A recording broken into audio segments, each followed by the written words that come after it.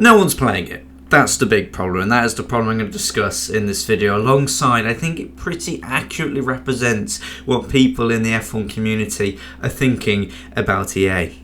Hello everybody and welcome back to the channel. In this video today we're going to be talking about the problems with F1 26 and the fact that no one's playing it. No one is playing it at all, and it's strange because this DLC, it was more of a temporary game, I suppose, in a way, and I quite liked it when it came out. I still do. I think it's definitely made me fall in love with the F1 games again, because 25 on its own was a bit naff and 24 was shit. For me, 23 had always been the best of the recent ones. 22 was alright, I played it a lot, and then 24 I lost all love for the game really.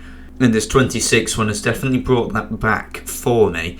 But not a lot of people seem to follow the same mindset as me, and in my last online video that I did, there was basically no one playing 26 online. It was all mainly 25, which is what I changed over to midway through the video, and this is what this video is about. I said there was a video coming the day after, and this is this video. It's interesting because when I was doing it with European servers, only European, because if I go anywhere else, the lag, which I already suffer from a lot because I have some poor internet, is 10 times worse. There was a page, only a page, and these lobbies, there was only like maybe 2 or 3 which were full.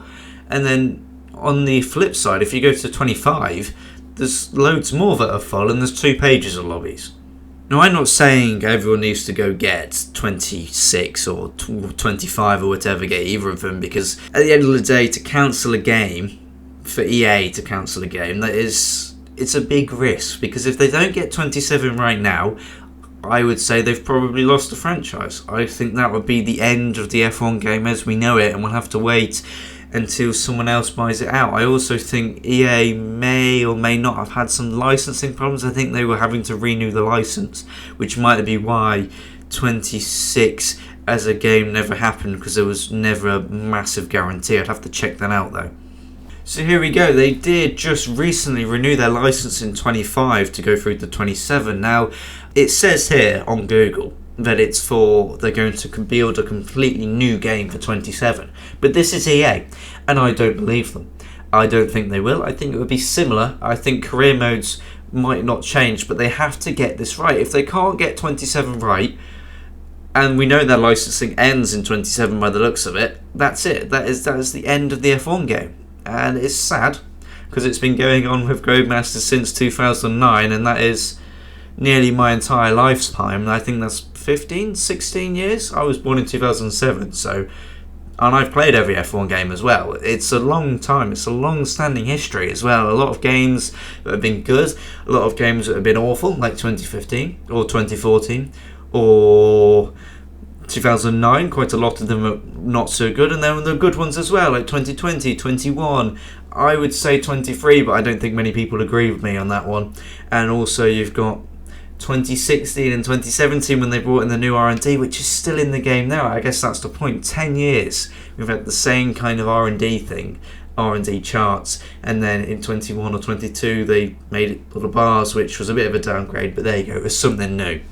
And people just aren't playing the game. Have a look at this on Wednesday the 3rd of June, which I think is when the DLC came out, the 26 DLC. 15,000 people played to turn up that day, and it was 6,000 the day before. And now it's back down to how it was before. So people just don't care about this DLC. They're not playing. They're not really getting involved. Obviously, you have the free weekend with Steam. This is actually Steam's only numbers, I should mention. Steam only numbers. But still, if it's the same with Steam, it's going to be the same across all platforms. I don't need to check the other ones. And this says it all. This absolutely says it all. 49% positive reviews. Crazy. People hate the DLC more than they love it. Now, I disagree. I like the DLC. I can understand where people are coming from. I'm guessing most reviews are, why do we have to pay 20 quid for this? And that is fair. To be fair, they should have probably made it 5, 10, or just give it for free, because they've cancelled the game. I mean, obviously it's half price of what the game would usually be, and some, but still.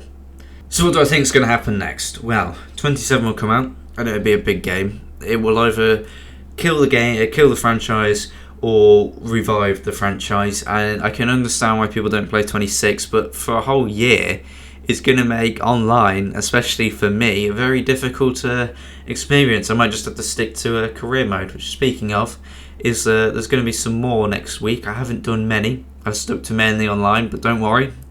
My team is coming back with kind of sports with Fornaroli and Browning. It is coming back. And yeah, it's a shame because for F1 is getting so big, and yet the F1 game has shrunk in size as the sports got bigger. It's very strange. 21, I think, was the most player count ever on Steam. And yeah, it's just been going down ever since then. So it's a shame. We're watching possibly the slow death of F1. But who knows? Maybe in 2 years, they fix it. 27, they get the licensing renewed, and all of a sudden the F1 games are great again. But if not, it could be a while before we get a new one. A bit like F1 Manager. That failed. And to be fair, they did good numbers as well. They were doing, on Steam, they were doing the numbers that they were doing with the F1 games, but I guess over other platforms, maybe it wasn't happening for them. So yeah, that's my big problem. Not a lot of people playing it. Again, I should say, I don't say you should get it. And that is it. I thank you all for watching. Make sure you subscribe for more F1 content. And until next time, goodbye.